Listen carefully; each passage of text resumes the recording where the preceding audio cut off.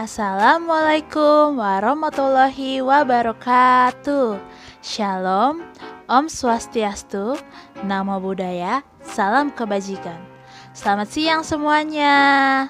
Kami dari kelompok 3 kelas MA 20A1 jurusan Manajemen Fakultas Ekonomi Bisnis dan Ilmu Sosial Universitas Pelita Bangsa akan mempresentasikan bab 2 dari buku Manajemen Sumber Daya Manusia yang ditulis oleh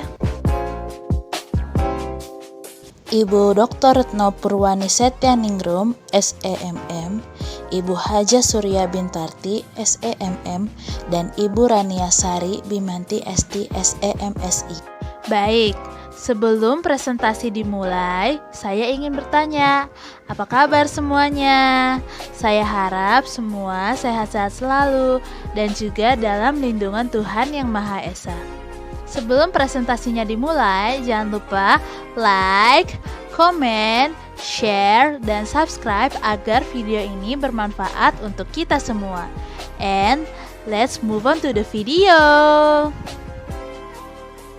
Sebelum masuk ke pokok materi, kami akan memperkenalkan diri terlebih dahulu. Perkenalkan, nama saya Jessica Naomi Manurung dengan NIM 1120-132 dan ada rekan-rekan saya. Assalamualaikum warahmatullahi wabarakatuh. Selamat siang semua, nama saya Fani Oktaviana dengan NIM 1120100269 kelas MA 20A1.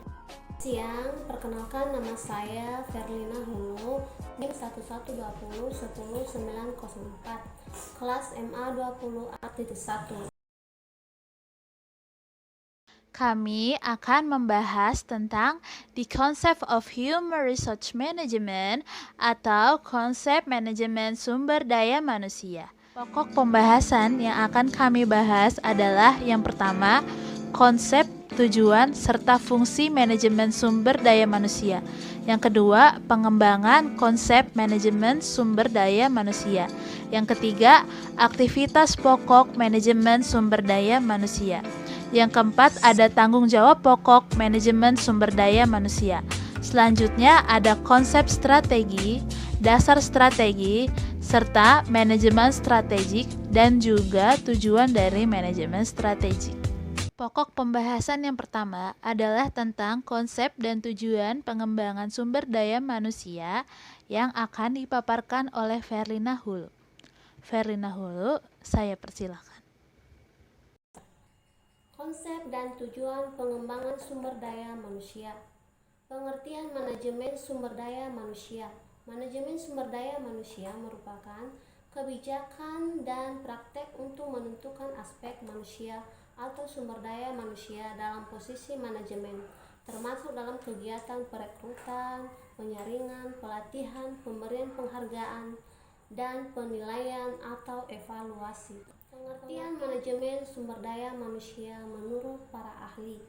Menurut Hasibuan 2017, manajemen sumber daya manusia merupakan ilmu serta seni mengelola interaksi atau hubungan serta peranan tenaga kerja agar aktif dan efisien dalam membantu mewujudkan tujuan perusahaan, karyawan, dan masyarakat.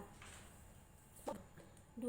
Menurut Mangkunegara 2013, manajemen sumber daya manusia adalah suatu pengelolaan dan pendayagunaan sumber daya yang terdapat pada individu.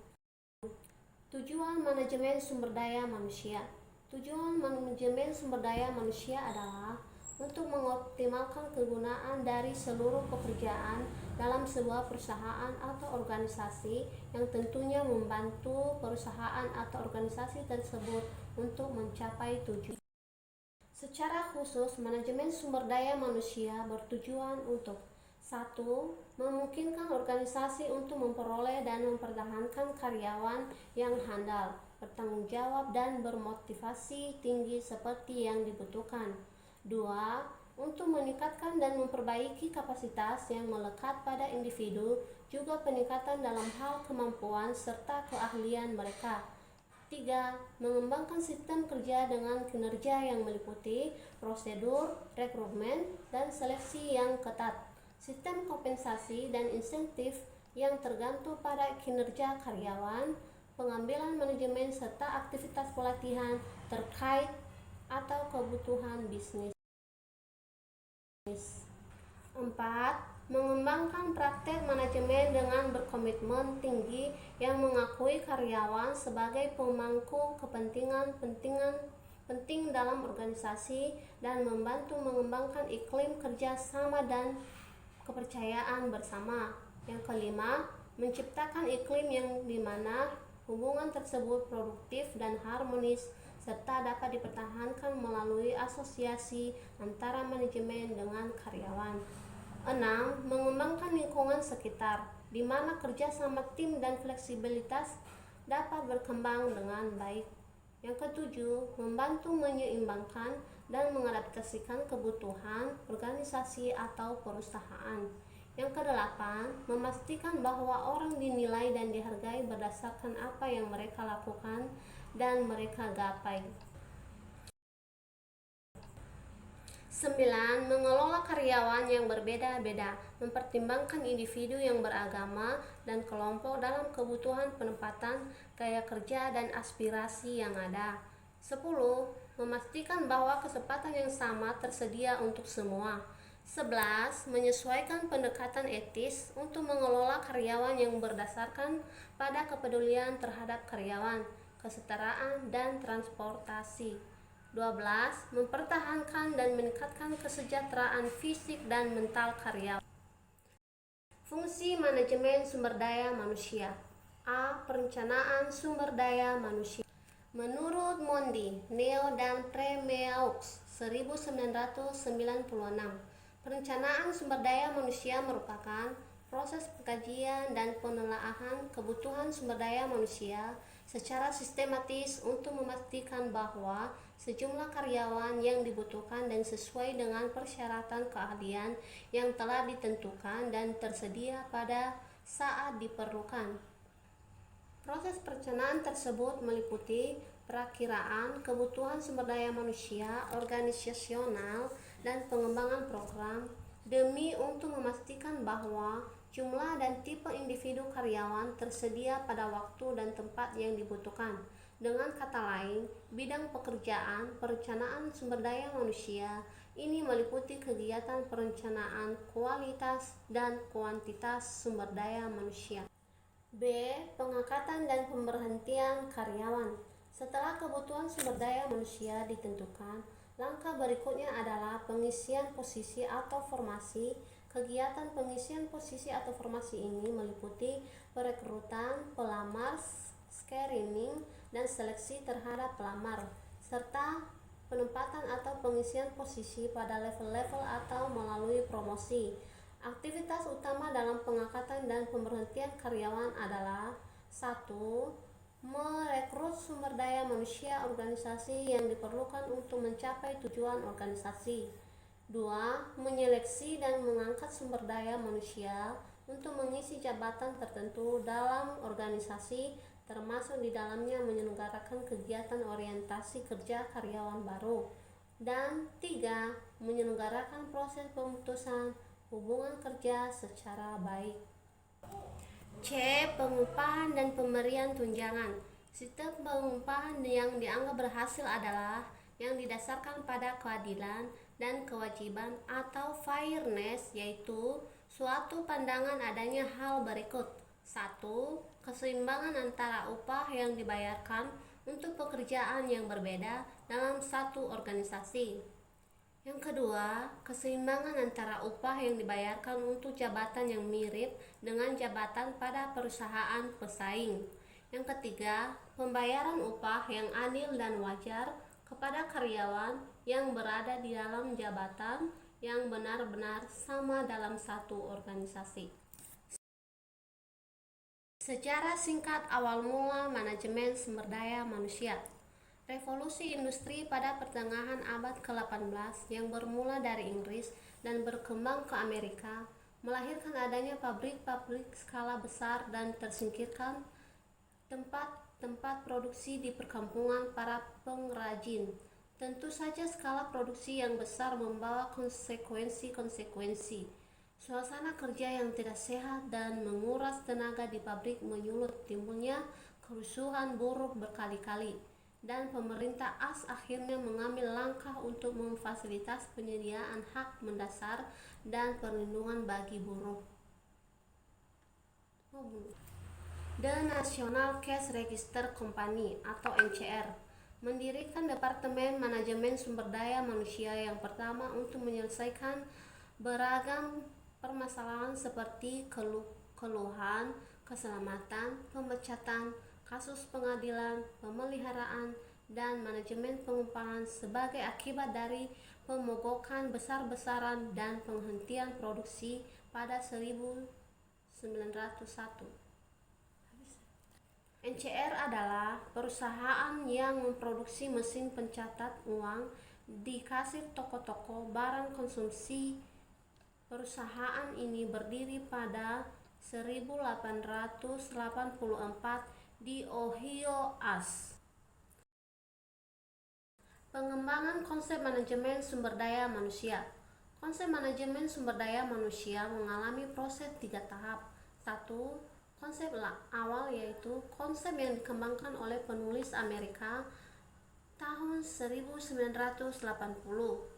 Yang kedua, komentar ini dibahas penulis Inggris akhir tahun 1980 dan awal tahun 1990 yang kadang ragu mengenai kenyataan di luar retorika dan meragukan moralitas manajemen sumber daya manusia.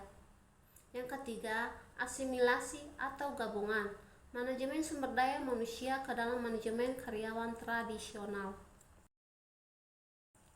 Dua konsep awal manajemen sumber daya manusia telah diberi nama oleh Boxall 1992 sebagai modal paralel dan kerangka kerja Harvard. 1. Modal paralel manajemen sumber daya manusia terdiri dari 4 fungsi, yaitu 1. Seleksi mencocokkan sumber daya manusia dengan jabatan yang ada.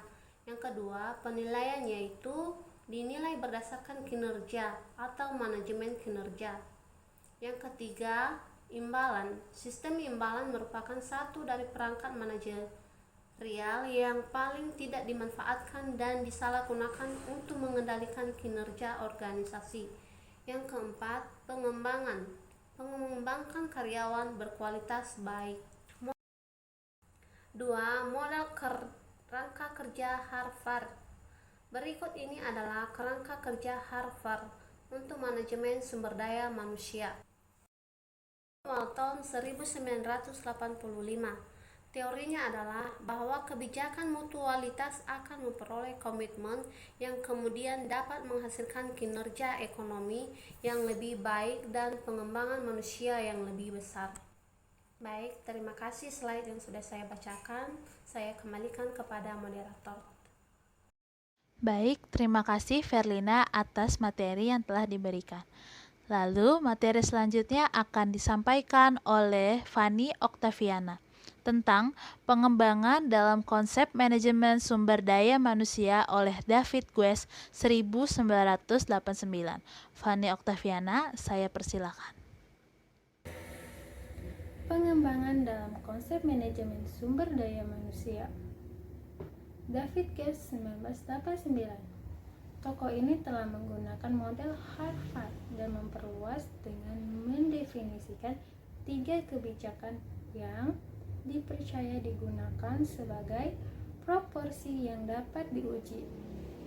1. Integrasi strategik. Kemampuan organisasi mengintegrasikan masalah manajemen sumber daya manusia ke dalam rencana strategik. Memastikan bahwa beragam aspek manajemen sumber daya manusia saling berkaitan dan memberikan pemimpin masukan berupa perspektif manajemen sumber daya manusia ke dalam pengambilan keputusan. 2. Komitmen tinggi berupa perilaku komitmen untuk mencapai tujuan yang sudah disepakati dan sikap komitmen tercermin dalam identifikasi terhadap perusahaan dan organisasi. 3. Fleksibilitas fungsional dan memiliki struktur organisasi yang dapat disesuaikan dengan kapasitas mengelola inovasi. Kekuatan mendorong di belakang manajemen sumber daya manusia adalah mencapai keunggulan kompetitif di dalam pasar melalui persediaan barang dan jasa yang berkualitas baik, melalui pemberian harga yang kompetitif ditambahkan dengan produktivitas tinggi dan kemampuan untuk berinovasi dengan cepat dan mengelola perubahan dalam menanggapi perubahan pasar atau atas terobosan penelitian dan pengembangan. Karen Leak 1989, tema umum dari definisi manajemen sumber daya manusia adalah bahwa kebijakan sumber daya manusia harus diintegrasikan dengan perencanaan bisnis strategis dan digunakan untuk mendorong budaya organisasi yang layak, mengubah apa yang sebelumnya yang tidak layak. Kate Sisson 1990, ciri utama meningkatkan hubungan dengan manajemen sumber daya manusia. 1. Penekanan pada pengintegrasian kebijakan kepegawaian dan dengan perencanaan bisnis secara umum. 2. Letakkan tanggung jawab bagi manajemen kepegawaian tidak lagi terdapat pada pimpinan spesialis. 3. Fokus bergeser pada pimpinan serikat pekerja ke manajemenan hubungan karyawan, dari kolektivisme ke individualisme. 4. Terdapat tekanan pada komitmen dan pelaksanaan inisiatif dan pimpinan yang sedang berlangsung. John Stroyer 1989, manajemen sumber daya manusia dapat dianggap sebagai seperangkat kebijakan yang saling berhubungan dengan ideologi dan filosofi yang mendasari aspek-aspek yang mengembangkan versi manajemen sumber daya manusia, yang berarti 1. Seperangkat keyakinan tertentu dan asumsi tertentu. 2. Dorongan strategik yang menginformasikan keputusan mengenai manajemen individu. 3. Perintah ketertiban manajemen ini. 4. Kepercayaan terhadap seperangkat alat untuk menciptakan hubungan kerja yang kondusif. Aktivitas pokok manajemen sumber daya manusia. 1. Organisasi. 2. Hubungan ketenagakerjaan. 3. Pemberdayaan. 4. Manajemen kinerja. 5. Pengembangan sumber daya alam. 6. Manajemen imbalan. 7. Hubungan karyawan.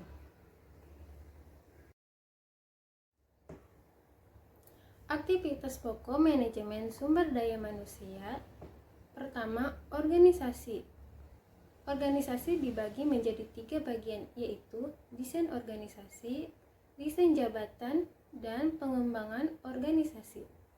Desain organisasi adalah pengembangan organisasi untuk memenuhi semua aktivitas yang diperlukan, mengelompokkannya secara bersama dalam cara yang mendukung integrasi dan kerjasama, beroperasi secara fleksibel dalam menanggapi perubahan, dan disajikan untuk komunikasi yang efektif serta disajikan untuk pembuatan keputusan. Desain jabatan adalah memutuskan berdasarkan isi jabatan, tugas, dan tanggung jawab mereka, serta hubungan yang ada antara pemegang jabatan dan orang lain dalam organisasi. Pengembangan organisasi adalah menstimulasi, merencanakan, dan menerapkan program yang didesain untuk memperbaiki keefektifan fungsi organisasi. 2. Hubungan ketenagakerjaan. Memperbaiki kualitas hubungan ketenagakerjaan dengan menciptakan iklim kepercayaan, pengembangan kontrak psikologis yang lebih positif. 3. Pemberdayaan. Perencanaan sumber daya manusia memperkirakan permintaan orang di masa yang akan datang, perekrutan dan seleksi mendapatkan jumlah dan jenis orang yang diperlukan oleh organisasi. 4. Manajemen kinerja. Mendapatkan hasil yang lebih baik dari organisasi, tim, dan individu dengan mengukur dan mengelola kinerja dalam rangka kerja sasaran dan persyaratan kecakapan yang telah disepakati. 5. Pengembangan sumber daya manusia terdiri dari 3. 1. Pembelajaran organisasi dan individu. 2. Pengembangan manajemen, memberi peluang belajar dan pengembangan. 3. Memanajemen karir, merencanakan dan mengembangkan karir secara potensial. 6. Manajemen imbalan. Sistem pembayaran, mengembangkan struktur pembayaran dan sistem yang layak, adil, dan transparan. 7. Hubungan karyawan. Hubungan industrial, mengelola dan mempertahankan hubungan formal dan tidak formal dengan serikat pekerja dan anggotanya. Keterlibatan dan partisipasi karyawan, memberi mereka pilihan berbagai informasi dengan karyawan dan membicarakan kepentingan bersama dengan mereka. Tanggung jawab pokok. Beberapa tanggung jawab pokok dalam sumber daya manusia di antara 1. Mendukung pencapaian strategi dan tujuan organisasi. 2. Memastikan nilai tambah diperoleh dari semua kegiatan sumber daya manusia. 3. Mendasari program perubahan budaya. 4. Membebaskan dan mengembangkan kapasitas individu yang melekat pada manusia. 5. Mengembangkan proses untuk memaksimalkan kontribusi individu. 6. Memungkinkan orang berpotensi untuk mendapatkan perspektif organisasi. 7. Menanamkan pembelajaran dan pengembangan berkelanjutan untuk semua orang. 8. Merancang, menerapkan, dan mengelola sistem untuk memastikan akses untuk pengalaman yang relevan. 9. Memberi pelatihan tentang keterampilan khusus spesifikasi. 10. Mengelola tenaga kerja yang semakin beragam dengan pola karir, aspirasi, dan loyalitas yang beragam. 11. Mempertahankan dan meningkatkan kesejahteraan tenaga kerja baik dari segi fisik maupun mental. Konsep strategi. Strategi sebenarnya adalah pengertian dalam bidang militer. Didefinisikan sebagai the art of commander-in-chief, the art of projecting and directing the larger military movement and operation of combat. Seni seorang panglima tertinggi, seni merencanakan dan mengarahkan gerakan militer yang lebih luas serta operasi-operasi kampanye. Strategi merupakan penetapan tujuan dan sasaran dasar dalam jangka panjang suatu perusahaan dan pelaksanaan serangkaian tindakan serta alokasi sumber daya yang penting untuk dicapai.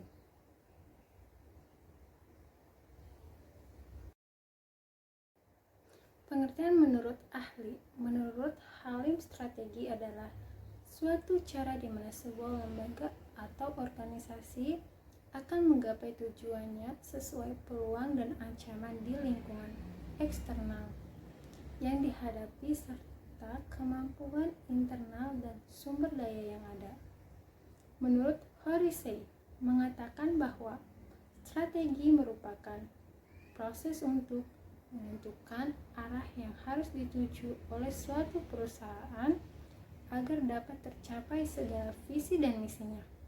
Menurut Rangkuti mengatakan bahwa strategi adalah alat untuk menggapai tujuan. Menurut Craig and Grant, menurut mereka, strategi yaitu penetapan tujuan dan sasaran dalam jangka panjang atau targeting and long-term goals. Konsep utama strategi, satu keunggulan kompetitif strategi generik yang dapat digunakan oleh organisasi untuk mendapatkan keunggulan kompetitif. A. Inovasi menjadi produser unik. B. Kualitas memberikan barang dan jasa berkualitas terbaik kepada pelanggan. C. Kepemimpinan biaya hasil kebijakan yang direncanakan bertujuan pada pengelolaan pengurangan pengeluaran. Baik, terima kasih Fani atas pemaparannya. Lalu, materi selanjutnya akan dibahas oleh saya sendiri, Jessica Nomi Manurung, tentang konsep utama strategi. Yang kedua, kapabilitas khusus. Kapabilitas khusus adalah karakteristik yang tidak dapat atau sulit ditiru oleh pesaing yang lainnya. 4 kriteria yang diusulkan Barney tahun 1991 adalah sebagai berikut. Yang pertama, penciptaan nilai bagi pelanggan. Yang kedua, memiliki sesuatu yang sangat langka. Yang ketiga, tidak dapat ditiru. Yang keempat, tidak dapat diganti. Kapabilitas khusus di sini berarti perusahaan atau organisasi memiliki ciri khas yang berbeda dari pesaing-pesaing lainnya. Dan untuk poin pertama, penciptaan nilai bagi pelanggan. Nah, nilai-nilai yang dibangun terhadap pelanggan harus berbeda daripada produk-produk dari perusahaan yang lainnya.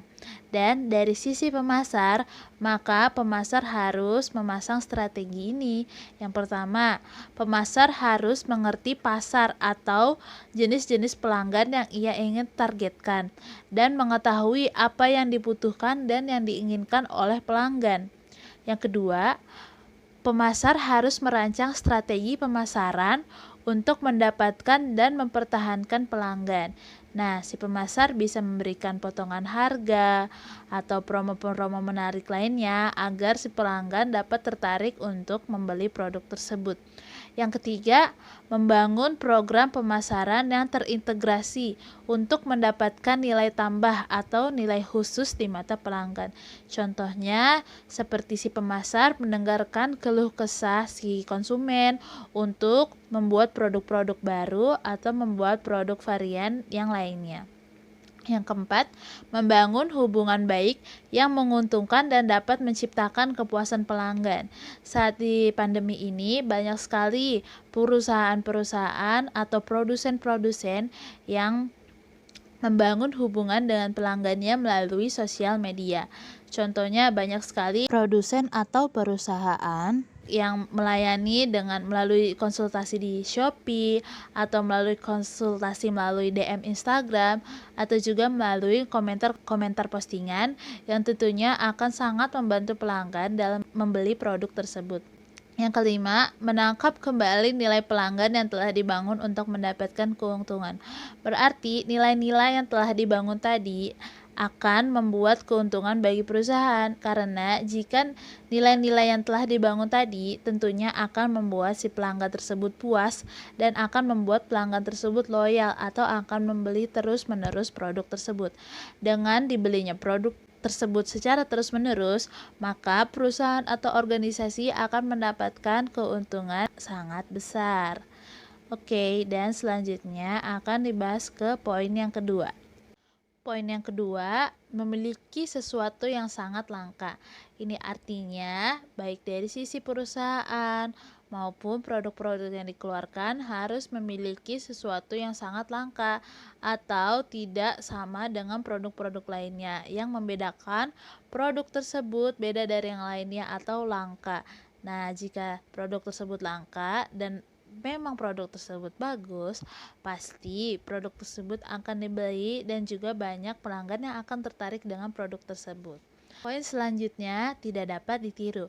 Tidak dapat ditiru artinya produk tersebut memiliki ciri khas tersendiri yang tidak dapat ditiru oleh produk lain. Lalu yang terakhir ada tidak dapat diganti. Nah, jika produk tersebut tidak dapat digantikan oleh produk yang lainnya, maka produk ini tentunya akan diminati oleh pelanggan dan pelanggan pun tidak akan mencari penggantinya karena produk ini hanya satu-satunya produk yang memiliki spesifikasi yang sesuai keinginan pelanggannya.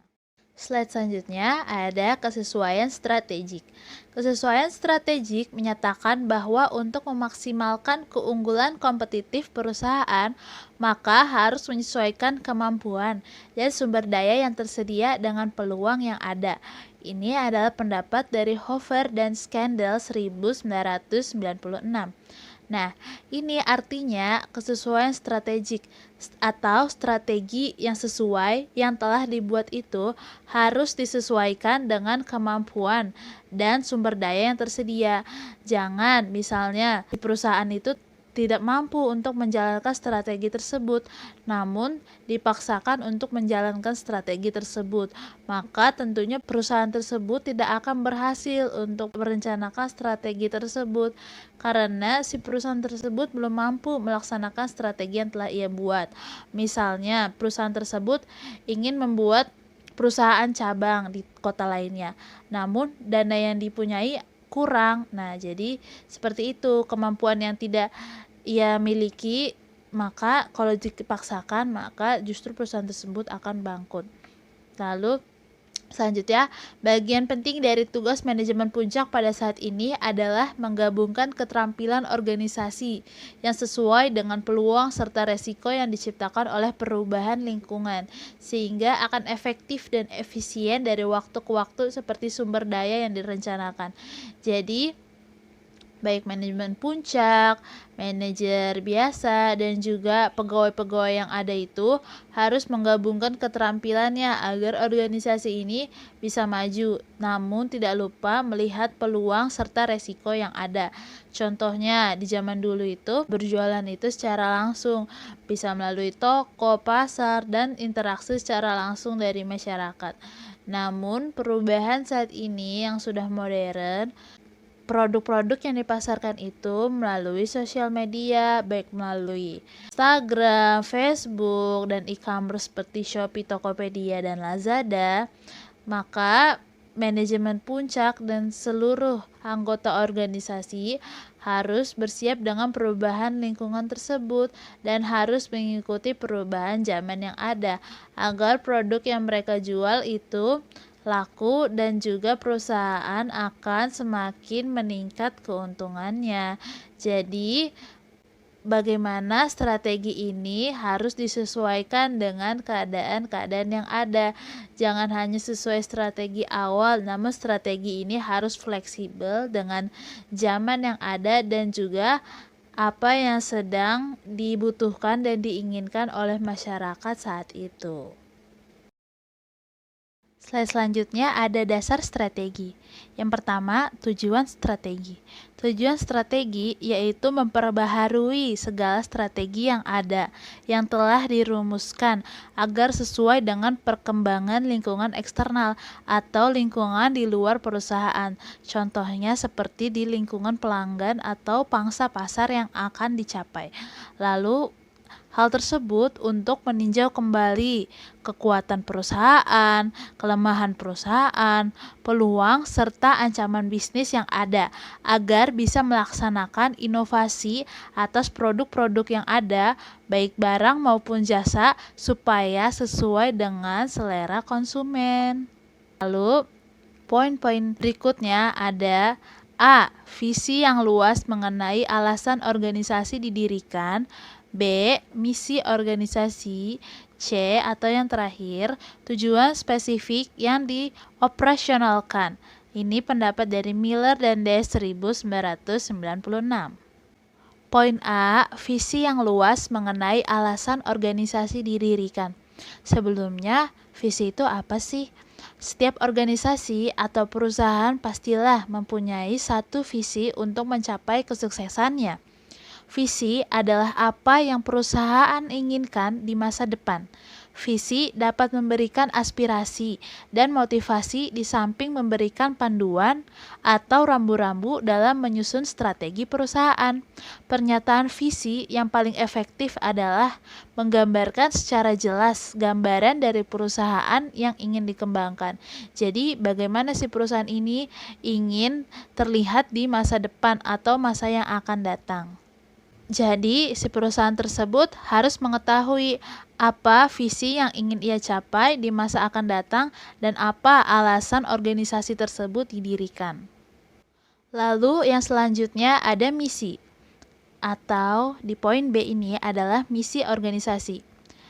Visi dan misi merupakan sebuah rangkaian filosofi atau tujuan yang ditetapkan suatu organisasi sebagai arah tujuan kemana organisasi atau perusahaan akan dibawa. Menurut Wibisono tahun 2006, misi merupakan penetapan sasaran atau tujuan perusahaan dalam jangka pendek, biasanya 1-3 tahun. Sedangkan visi merupakan cara pandang perusahaan di masa depan. Visi biasanya disusun untuk jangka panjang, biasanya 3-10 tahun. Poin C, tujuan spesifik yang dioperasionalisasikan. Artinya, perusahaan harus mempunyai tujuan spesifik. Bagaimana tentang perusahaan tersebut didirikan dan tujuannya untuk apa? Misalnya tujuannya untuk pendidikan, atau tujuannya untuk profit, atau tujuannya untuk membantu sesama. Jadi, perusahaan atau organisasi tersebut harus memiliki tujuan yang spesifik agar perusahaan tersebut mudah berkembang dan juga memiliki tujuan yang jelas. Yang kedua, dari dasar strategi adalah strategi berbasis sumber daya. Adalah kapabilitas atau kemampuan strategik perusahaan yang tergantung pada kapabilitas atau kemampuan sumber daya. Jadi, perusahaan sangat bergantung terhadap kemampuan sumber daya, baik sumber daya alam, sumber daya manusia, sumber daya modal, dan itu semua perusahaan bergantung kepada mereka. Jadi perusahaan tidak dapat berdiri tanpa adanya sumber daya tersebut. Dari dasar strategi adalah kapabilitas strategik. Kapabilitas strategik adalah konsep mengacu kepada kemampuan organisasi untuk mengembangkan dan menerapkan strategi yang akan mencapai keunggulan kompetitif secara berkelanjutan. Ini artinya perusahaan harus mempunyai kapabilitas atau kemampuan untuk mengembangkan organisasi tersebut. Jadi, baik dari manajer puncak, manajer biasa, dan juga pegawai-pegawainya harus saling bekerja sama untuk meningkatkan kemampuannya agar perusahaan tersebut semakin berkembang, semakin luas, dan juga semakin maju, serta memiliki keunggulan kompetitif yang berbeda daripada perusahaan-perusahaan lainnya atau memiliki keunggulan atau kemampuan yang memiliki ciri khas tersendiri daripada perusahaan-perusahaan lainnya. Slide selanjutnya ada perumusan strategi.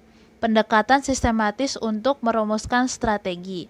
Menurut teori, perumusan strategi terdiri dari yang pertama, tetapkan misi. Artinya perusahaan harus menetapkan tujuan jangka pendek. Misalnya bulan depan akan diadakan promosi seperti apa, atau misalnya beberapa bulan ke depan perusahaan ini akan menjalankan seperti apa. Dan yang kedua, ada menetapkan sasaran atau tujuan. Biasanya tujuan ini merupakan tujuan jangka panjang dan bagaimana sasaran-sasaran yang ingin dicapai seperti bagaimana sasaran si pelanggan, bagaimana sasaran perusahaan ini akan dicapai. Nah, itu harus dikerjakan secara bersama-sama. Lalu yang ketiga ada pengamatan lingkungan internal dan eksternal untuk memperkirakan kekuatan dan kelemahan internal serta peluang dan ancaman eksternal. Analisis SWOT. Ini berarti perusahaan harus mengerti tentang strength atau kekuatan dari perusahaan tersebut, W atau weakness, kelemahan dari perusahaan tersebut, O opportunity atau peluang yang harus bisa dilihat oleh perusahaan tersebut, dan T atau threat adalah ancaman. Jadi perusahaan harus mengerti keempat hal tersebut untuk mengembangkan perusahaannya. Jadi perusahaan tersebut harus mengetahui yang pertama strength, kekuatan apa yang dimiliki perusahaan tersebut. Jika perusahaan telah mengetahui kekuatan tersebut, maka perusahaan tersebut akan berfokus pada kekuatannya. Yang kedua adalah weakness. Weakness adalah kelemahan dari perusahaan tersebut. Bagaimana perusahaan harus bisa merancang strategi agar kekurangan tersebut dapat diubah menjadi kekuatan perusahaan tersebut. Yang ketiga adalah O atau opportunity. Opportunity atau peluang. Bagaimana cara strategi si perusahaan dapat melihat peluang dari segala permasalahan-permasalahan yang ada dalam masyarakat. Dan juga yang keempat adalah threats atau ancaman. Setiap bisnis atau perusahaan pasti ada ancamannya. Maka dari itu, perusahaan harus bisa memperkirakan ancaman-ancaman yang akan datang. Lalu yang selanjutnya melakukan analisis strategi yang ada untuk menetapkan hubungan dengan penilaian atau evaluasi internal dan eksternal. Berarti perusahaan harus melakukan evaluasi bagaimana perusahaan ini berjalan dalam setahun, 2 tahun, bagaimana peningkatan perusahaan ini, baik peningkatan keuntungan, peningkatan kualitas, peningkatan kesejahteraan karyawan, harus dievaluasi setiap tahunnya agar perusahaan tersebut semakin maju dan berkembang. Selanjutnya ada tentukan kemampuan spesifik organisasi. Artinya, organisasi atau perusahaan tersebut harus mengetahui kemampuan spesifik atau kemampuan yang sangat khusus yang dimiliki oleh perusahaan tersebut. Misalnya, perusahaan tersebut memiliki kemampuan yang spesifik dalam bidang kecantikan. Berarti, perusahaan tersebut harus membuat produk-produk berupa produk kecantikan karena produk tersebut sesuai dengan kemampuan spesifik yang perusahaan miliki. Lalu yang selanjutnya adalah menetapkan masalah strategik utama yang timbul dari analisis sebelumnya. Jadi setiap strategi-strategi yang telah dibuat harus ditetapkan lagi nih dari masalah strategiknya. Jadi setiap strategi pasti ada masalah.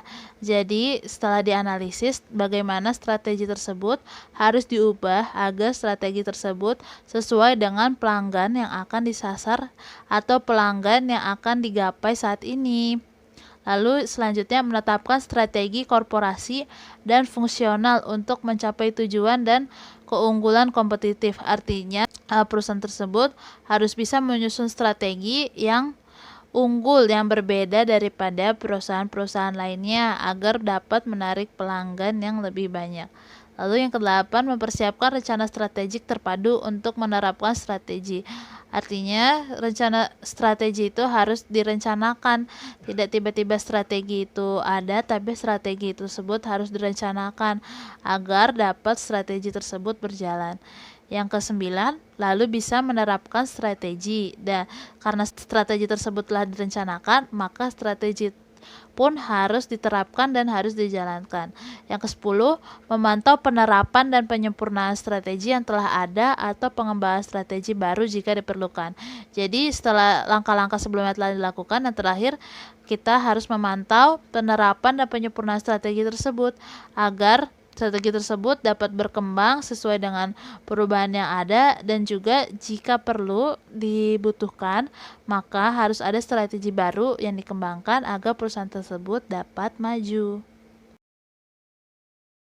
Slide selanjutnya, kenyataan perumusan strategi tipologi rangkap 4 mengenai strategi, yaitu yang pertama, klasik. Perumusan strategi, proses rasional perhitungan yang disengaja. Yang kedua, evolusioner. Artinya, perumusan strategi sebagai proses evolusioner. Yang ketiga, ada proses. Perumusan strategi selangkah demi selangkah berkembang melalui diskusi dan ketidakpastian.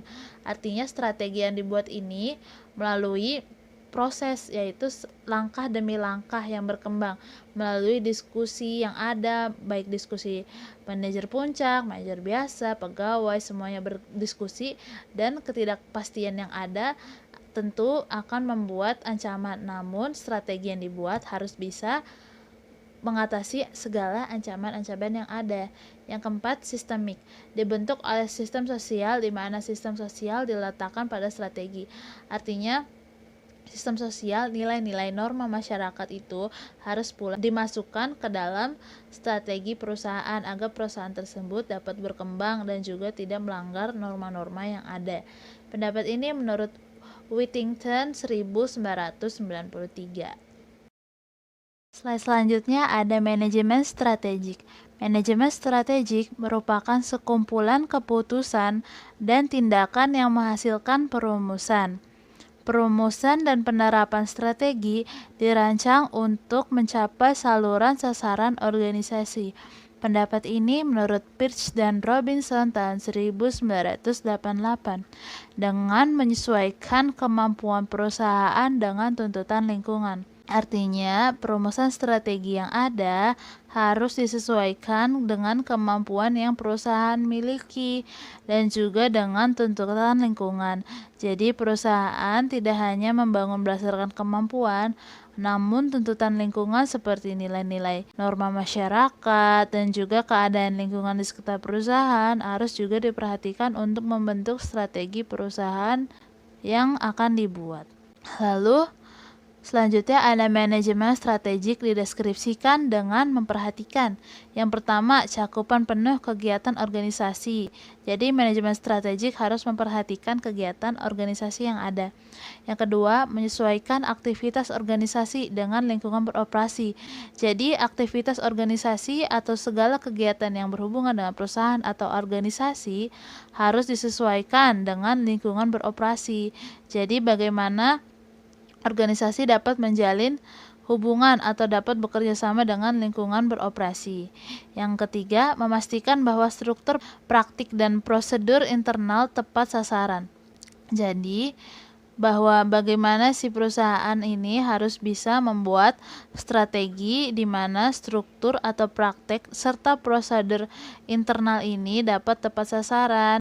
Lalu selanjutnya ada poin keempat, menyesuaikan aktivitas organisasi dengan ketersediaan sumber daya, memperkirakan hingga sejauh mana sumber daya memadai untuk mengambil untung. Jadi aktivitas organisasi ini itu disesuaikan dengan segala sumber daya yang ada, baik sumber daya alam, sumber daya manusia, dan sumber daya alam lainnya itu harus disesuaikan hingga bagaimana sumber daya tersebut digunakan untuk mengambil untung. Jangan terlalu dipaksakan jika sumber daya yang dimiliki tidak sesuai dengan kemampuan. Yang kelima ada akuisisi, divestasi, dan pengalokasian kembali sumber daya. Sebelum itu, akuisisi adalah pengambil alihan kepemilikan suatu perusahaan oleh perusahaan yang lainnya yang dilakukan dengan cara membeli sebagian atau seluruh saham perusahaan, di mana perusahaan yang diambil alih tetap memiliki hukum sendiri dengan maksud untuk pertumbuhan. Dan yang kedua ada divestasi. Divestasi adalah pengurangan beberapa jenis aset baik dalam bentuk finansial atau barang, dapat pula disebut penjualan dari bisnis yang dimiliki oleh perusahaan. Ini adalah kebalikan dari investasi pada aset yang baru. Lalu yang selanjutnya ada pengalokasian kembali sumber daya, yaitu memutuskan keterampilan apa yang diperlukan untuk menyelesaikan suatu kegiatan dan memperkirakan jumlah yang dibutuhkan. Artinya, strategi yang dibuat oleh perusahaan ini harus memperhatikan si akuisisi, divestasi, dan pengalokasian sumber daya ini agar tidak merugikan perusahaan, namun harus membuat perusahaan semakin bertumbuh dan berkembang. Lalu yang terakhir, yang keenam, mengartikan kumpulan variabel eksternal dan internal yang rumit dan dinamis yang dihadapi organisasi. Artinya, segala strategi yang dibuat oleh perusahaan harus mampu menyatukan eksternal dan internal yang rumit atau setiap permasalahan-permasalahan yang ada agar terciptanya lingkungan kerja yang enak dan nyaman dan juga agar perusahaan tersebut dapat berkembang. Hal ini menurut pendapat Burnus 1992 dan dikutip oleh Walton tahun 1999. Karakteristik manajemen strategi. Yang pertama, manajemen strategi diwujudkan dalam bentuk perencanaan berskala besar, dalam arti mencakup seluruh komponen di lingkungan sebuah organisasi yang dituangkan dalam bentuk rencana strategi atau yang disingkat Renstra, yang dijabarkan menjadi perencanaan operasional atau RENOP, yang kemudian dijabarkan pula dalam bentuk program-program kerja. Lalu yang kedua ada rencana strategi berorientasi pada jangkauan masa depan, yaitu sekitar 25 hingga 30 tahun. Sedangkan rencana operasionalnya ditetapkan untuk setiap tahun atau setiap 5 tahun. Yang ketiga ada visi misi.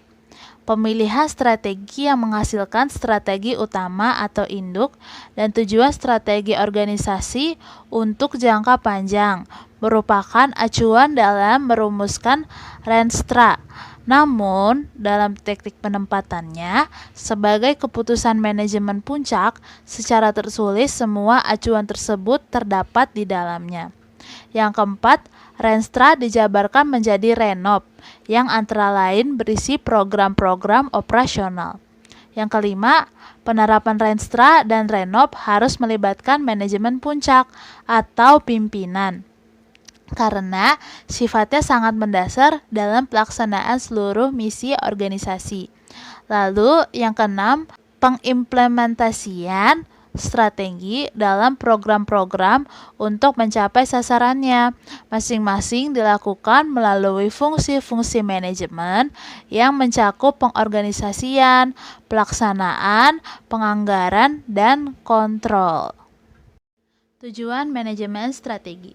Menurut Suwadianto 2010, terdapat 4 tujuan manajemen strategi, yaitu yang pertama, memberikan arah pencapaian tujuan organisasi atau perusahaan. Artinya, dalam hal ini, manajer strategi harus mampu menunjukkan kepada semua pihak kemana arah dan tujuan organisasi atau perusahaan tersebut, karena arah yang jelas akan dapat dijadikan landasan untuk pengendalian dan evaluasi keberhasilan. Selanjutnya, yang kedua, membantu memikirkan kepentingan berbagai pihak. Organisasi atau perusahaan harus mempertemukan kebutuhan berbagai pihak, pemasok, karyawan, pemegang saham, pihak perbankan, dan masyarakat luas, dan lain-lainnya yang memegang peranan terhadap sukses atau gagalnya perusahaan tersebut. Lalu, hal yang ketiga ada mengantisipasi setiap perubahan kembali secara merata. Manajemen strategi memungkinkan eksekutif puncak untuk mengantisipasi perubahan dan menyiapkan pedoman dan pengendalian sehingga dapat memperluas kerangka waktu atau berpikir secara perspektif atau memahami kontribusi yang baik untuk hari ini dan hari esok. Lalu, yang terakhir ada berhubungan dengan efisiensi dan efektivitas. Tanggung jawab seorang manajer bukan hanya mengonsentrasikan terhadap kemampuan atas kepentingan efisiensi, akan tetapi hendaknya juga mempunyai perhatian serius agar bekerja keras melakukan sesuatu secara lebih baik dan lebih efektif. Slide selanjutnya adalah proses manajemen strategik. Yang pertama, menentukan arah dan misi organisasi.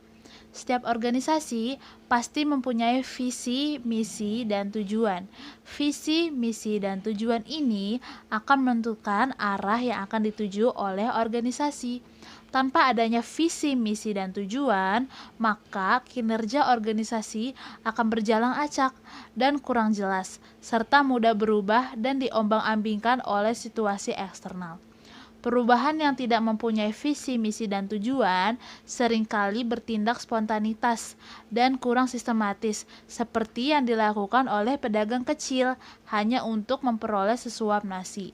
Tentunya hal ini tidak boleh terjadi bagi suatu organisasi bisnis maupun perusahaan, apalagi jika perusahaan tersebut boleh dikatakan perusahaan menengah, bahkan perusahaan berskala atas. Yang kedua, memahami lingkungan internal dan eksternal. Tujuan analisis lingkungan adalah untuk dapat mengerti dan memahami lingkungan organisasi, sehingga manajemen akan dapat melakukan reaksi secara tepat terhadap setiap perubahan. Selain itu, agar manajemen mempunyai kemampuan merespon berbagai isu krisis mengenai lingkungan yang mempunyai pengaruh yang cukup terhadap perusahaan. Lingkungan terdiri dari lingkungan eksternal dan lingkungan internal. Lingkungan eksternal berada di luar perusahaan, sedangkan lingkungan internal berada di dalam perusahaan. Lingkungan eksternal memiliki dua variabel, yakni peluang atau opportunity dan ancaman atau threats. Terdiri dari dua bagian, yaitu lingkungan tugas dan lingkungan umum. Lalu lingkungan internal memiliki dua variabel, yakni kekuatan atau strength dan kelemahan atau weakness, mencakup semua unsur bisnis yang ada di dalam perusahaan seperti struktur organisasi perusahaan, budaya perusahaan, dan sumber daya. Lalu yang ketiga ada perumusan strategi atau strategy formulation.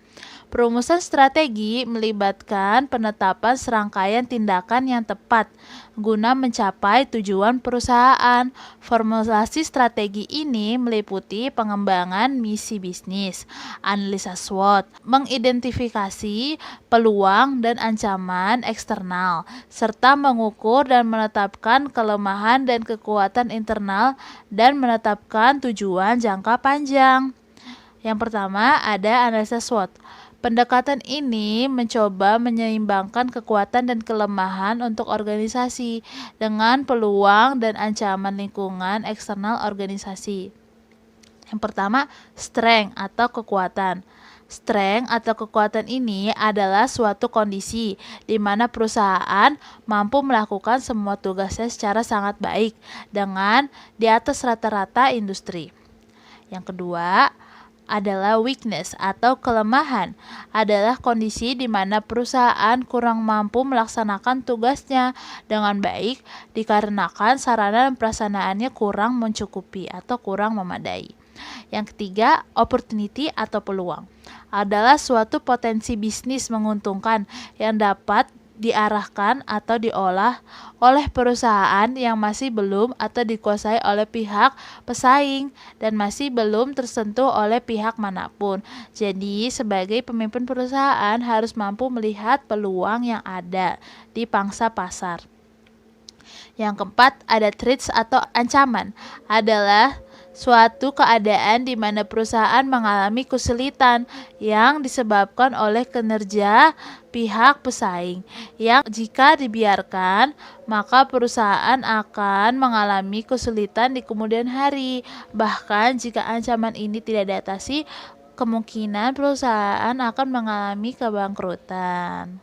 Yang keempat, poin dari proses manajemen strategi adalah implementasi strategi atau strategy implemented. Implementasi strategi adalah tahap selanjutnya sesudah perumusan strategi yang telah ditetapkan.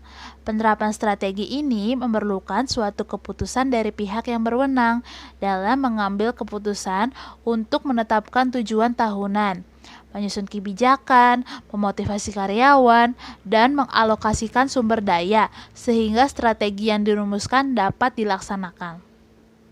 Pada tahap ini dilakukan pengembangan strategi pendukung budaya, merencanakan struktur organisasi yang efektif, mengatur ulang usaha pemasaran yang dilakukan, mempersiapkan budget, mempertimbangkan dan utilitasi sistem informasi, serta menghubungkan kompensasi karyawan terhadap kerja organisasi.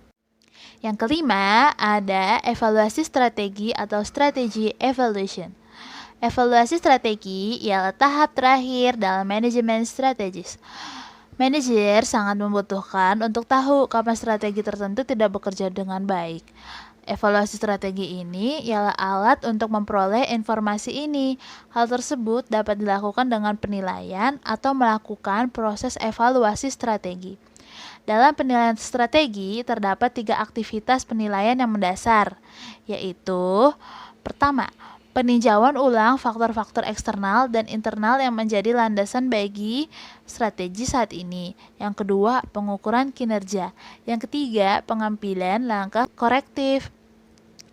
Dan penilaian strategi sangat diperlukan oleh suatu perusahaan karena strategi yang berhasil untuk saat ini tidak selalu berhasil di masa yang akan datang. Dan slide selanjutnya ada kegunaan manajemen strategi. Kegunaan manajemen strategi adalah untuk melakukan tindakan pada saat sekarang demi masa depan dan menjadi wahana untuk bertindak mengintegrasikan dan melambangkan mekanisme untuk berubah. Jadi, manajemen strategi ini digunakan untuk membuat strategi pada masa sekarang untuk menentukan masa depan yang berhasil di masa depan nanti.